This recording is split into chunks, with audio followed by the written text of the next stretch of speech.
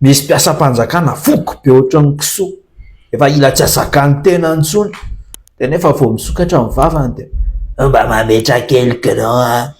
mba mametra résime kely vahoaka malagasy anefa amin'io maty mahi mantra fa diranovana mahi velona tsisy anaovana anazy ila tsy avita andoha le zavatra tokony alohany amin'ireny mpanjakana rehetrarehetra reny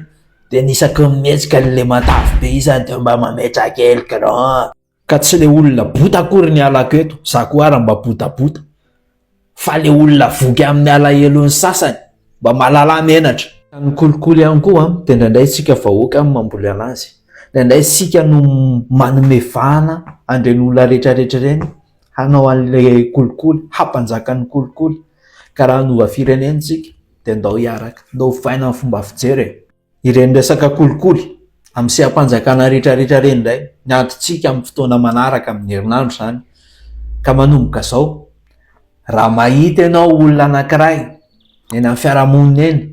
raha mahita olona mangataka kolikoly raha olona tena efa pinana be mihitsiny film eo video avoakatsika eto amin'ny page eto andao tsy akasitrahana ny olona manao an'izany olona falihinana amin'ny madinika fotsiny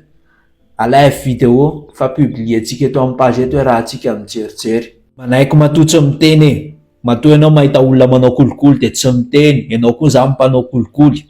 ianao koa zany makasitraka amin'ny fanaovana kolikoly eto amin'ity fireneny ity ka na ela fiasara amin'ny fanjakana amin'ny resaka famongorana ny kolikoly raha tena miasa tokoa izy de ndao aseho atsika fa tsika ihany koa de efa maika mihitsy hoe ampandrosanyity fireneny ity anafoana ny kolikoly de live video le olona mampime be io live video ataotsika maneny fatany io aleo mba hitan'ny avany eo nitavany io zoky io alaivo ny video de avoakatsika eto hitatsika eo andraidraikitra ve mifanjakana sa tsy nday le retsy resaka niverimberina moa ny hoe politika mitotodoa mivazatany efatra sy ny politika tsy momba anatsy na ny aroa ny politika tous azimuts sy ny politika non aligné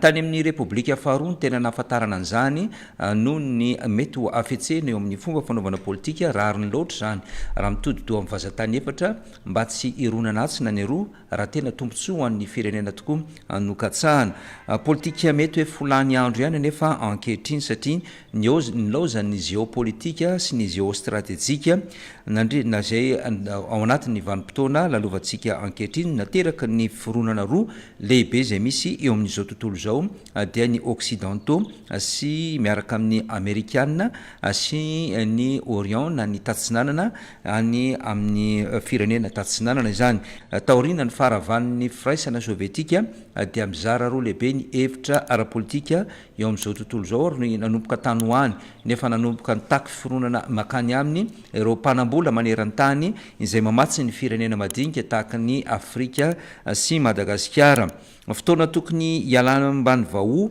ny fangejana ny firenena matsy ny vanim-potoana tahaka an'izao ary izany no ametrantsika fanontaniana ny hoe rehefa miala amin'ny anankiray ve dia tsy maintsy mitady firenena hafa iankinandoha tokony ialana eo ambany vao ny fangejana ny firenena satria 30 taona no fehezy ny mpanjana tany sy ny frantsay ary nitandrefana ny firenena afrikanina nanomboka teo itondray dia mitady firenena hafa izay fidina isika fidina anaovana sa iankinandoha sa iverenana indray any amin'ny antsona hoe reny malala tsy maintsy mifidy firenena iankinandoha tokoa ve ny firenena iray sa tokony fotoana ihany koa zao ikatsahana ny tena fahafahana marina sy ny tena fahaleovatena amin'ny fanapa-kevitra politika izay raisina na ny fanapa-kevitra toekarena ireo mantsy ny tena tsy voaja tamin'ny ankapobeny ny fanapa-kevitra politika rehefa manapa-kevitra ohatra ny malagasy iray manontolo dia tsekeny izao tontolo zao ary mahazo sazy mafy any amin'ny izao tontolo zao rehefa manapa-kevitra ihany koa nefa eo amin'ny lafiny ara-toekarena dia mametraka ihany koa ny avy eo anivon'ny tahirim-bola iraisam-pirenena sy ny banky iraisam-pirenena ny amin'ny hoe tsy tokony atao na tokony atao ireny fanapahan-kevitra ireny, zany hoe tsy tena mbola manana fahaleovan-tena, marina tokoa fa tsy maintsy ilaina ny fiaraha-miasa eo amin'ny sehatra iraisam-pirenena, fa eo zany ny tokony tandrovana mafy ankehitriny, satria amin'ny vanim-potoana mampaharefo ny avy any amin'ny tandrefana ny occidentaux ny vanim-potoana tahaka an'izao, indrindra moa tamin'ny ady ny tranga tatsy Moyen-Orient sy ny fihazakazaky Rosia ary ny fihazakazaky ny faribola izay mitranga any amin'ireo firenena izay misandratra amin'izao fotoana izao, zany hoe ny banky apetraka izy ireo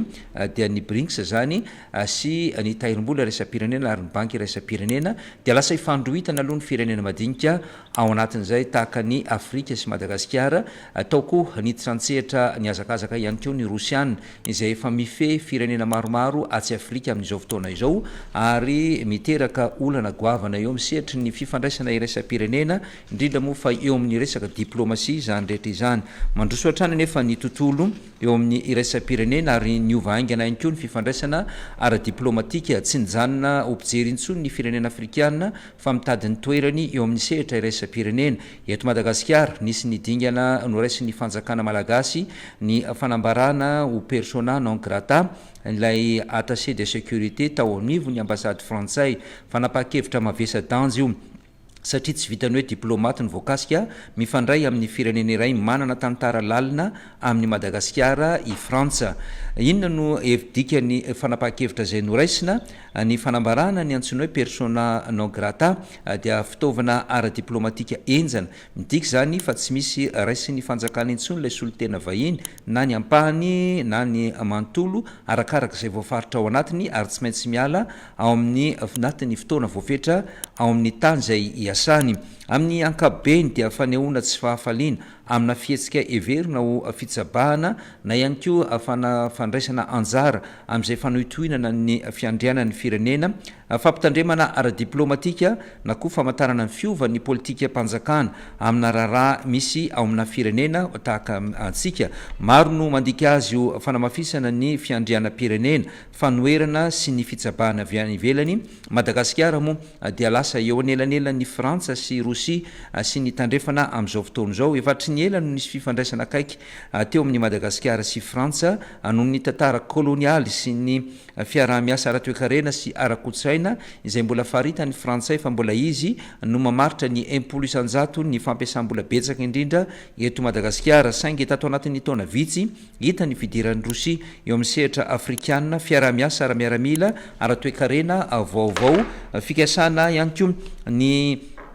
analefahana ny herin'ny tandrefana. Madagasikara amin'izao dia toy ny eo afovoany fandanjalanjanana ny équilibre stratégique. Ny fisafidianana ny lafo moa dia lesona avy amin'ny tany afrikana, ny zava-mitranga atsy Mali sy Burkina Faso ary ireo firenena hafa ihany koa atsy Afrika sy ny sisa zany. Ny zava-mitranga tany Mali sy Burkina Faso mampiseho ny fiarovana mazava sy ny fironana mazava, ny fialan'ny tafika frantsay, ny fidiran'ny hery vaovao indrindra fa ny avy amin'ny Rosiana, ny fiakaran'ny fietsembahoaka manohitra ny tandrefana, saingy misy lafony roa ny fahatsapana ny fahaleovantena bebe kokoa, saingy ny ny fanampiana iraisam-pirenena, ny fitotongan'ny toekarena, ny fitombon'ny tsy fandriampahalemana amin'ny faritra sasany, ny mety amoambana ho an'ny Madagasikara ao anatin'izay raha tsy voalanjalanja tsara ny diplomasia, dia mety hisy ny fikorotana ny fiaraha-miasa ara-toekarena amin'ny Frantsa sy ny vondrany Eoropeana, dia isan'ny mpamatsy vola sy mpiara-miombonantoka lehibe tokoa. Ny fahaverezan'ny fitokisan'ny mpiara-miombonantoka, ny fanapahan-kevitra tampoka sy enjana dia mety ampiahiahy ireo firenena hafa. Ny fidirana amin'ny ady mangatsika vaovao tsy ady mivantana fa fifanandrianana eo amin'ny hery lehibe roa. Raha vinavinaina ihany koa nefa ny zava-misy sy ny zava-mitranga tsy dia hoe amaky ady avy hatrany akory ny Rosiana aty amin'ny tany misy atsika, ary ny Eoropeana, ny Frantsay dia tsy hiala maina fotsiny amin'ny Madagasikara sy ireo firenena izay misy eto amintsika. Ny tandrefana ave Rosia sy ny Rosiana miaraka amin'ny Chine, ny fahasarotany moa eo amin'ny fiarovana anatiny dia ny fiankinana amin'ny hery ivelany amin'ny lafo ny fiarovana mety hitondra olana maharitra ihany koa zany. Ny tokony ho stratéjika na ny paikady apetraka Madagasikara, efa mba manana an'izany paikady zany tokoa ve ny firenena malagasy amin'ny alalan'ny ministera ny raharaha-mbahiny, ny fanontaniana lehibe mantsy dia hoe diplomasia miandany sa tsy miandany. Ny diplomasia antsika dia efa mazava zany zao ankehitriny fa dia manana safidy tsika atreto misy safidy telo moa dia miandany amin'ny tandrefana ny frantsa sy ny européanna miara-miasa amin'ny rosia sy ireo hery vaovao ny diplomatie izay tsy miandany moa na ny non alignement stratégique ary ny fahatelo no heverina ho maso indrindra miaro ny tombontsoa nasionaly mamokatra ny varavarana amin'ny rehetra saingy ny zavamisy ankehitriny dia tsy mametraka mazava nyity hoe tsy miandana amin'ny atsy na ny aroa ity nisy ny fotoana izay nanapahana hevitra teo amin'ny firenena mikambana izay nitranga tao anatin'ny raharanotranga voalohany tany rosia izay nahatonga ny fisavorotana ara-diplomatika teto amin'izao tontolo zao satria nisy ny fanerena mafy ny tsy maintsy ianganina amin'ny tandrefana ry diplomatie dia tsy ady fa tena lalao stratégique amin'ny fomba afetsena mitady tombontsoa tsy izay mafy feo no mandresy fa izay mahay mandanjalanja an'izay diplomatie zay Madagasikara dia manana safidy ho lasa sehatra ny diny ny hery lehibe na ny champ de bataille sa ho firenena maleo tena mahay miaro ny tombontsoany ny fanapa-kevitra toy ny fanesorana diplomate iray dia tsy fiafarana fa fiandohan'ny dingana vaovao ny herin'ny firenena iray tsy miankina amin'izay mpiaradia aminy fa amin'ny fahaizany tsy voafatotry ny hafa ao amin'izay lafiny izay rehefa nandeha moa ty persona non grata ity ny zavamisy teto amintsika sy ny zavamisy tany ivelany ny tany Paris ohatra dia nanao fanambarana avetrany ny ministra misahana ny Eropa sy ny raharaham-bahiny frantsay nampiantso ny mpiandraikitra raha malagasy ny alarobia 2020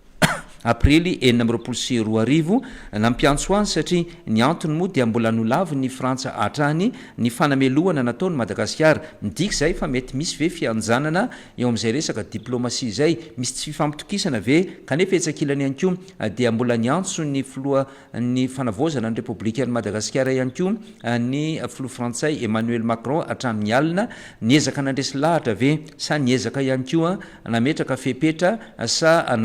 nanao nerena ankolaka mba iverenana amin'izany fanapa-kevitra izany ny firenena manana ny fiandrianana nefa ny firenena everina fa manana mpitondra ao anatin'izany dia tsy miemitra amin'izay fanapa-kevitra efa noraisiny ninina mety hofitrangany ao anatin'izay fa izany rehetra zany moa misavoritaka ny tontolo politika eo amin'ny resaka diplomatie fa ny frantsay ihany koa dia mbola nanome fanasana ihany koa ny filohan'ny fanavozana ny république ny Madagasikara Mikael Randrianirina anatrika ny fionambe Africa Forward izay atao any Nairobi Kenya ny 12 sy 12 ny volana may ho avy zao iarahana amin'ny asa moa amin'ny Afrika sy Frantsa na ny France Afrika zany amin'ny fampandrosoana sy ny fanovana izy io midika an'izany rehetrarehetra zany dia samy miezaka zany mitady sy mikatsaka ny tombontsoany aiza marina ary ny tena misy ny tombontsoany Madagasikara ijanona amin'izay nahazatra azy hatramin'izay ve sa iova indray ao anatin'izay makany amin'ny atsinanana kokoa be ny faneho-kevitra samihafa nitranga teto amin'ny firenena be ihany koa ny zava-mitranga atsy Afrika aiza ny fomba akatsika ny lesona afatsika tena miatrika ny fandehanany géopolitika sy ny géostratégique amin'izao fotoana izao atreo ny fandalianantsika to plasy tombovavy ankasitrahanantsika rehetra naritra hatramin'ny farany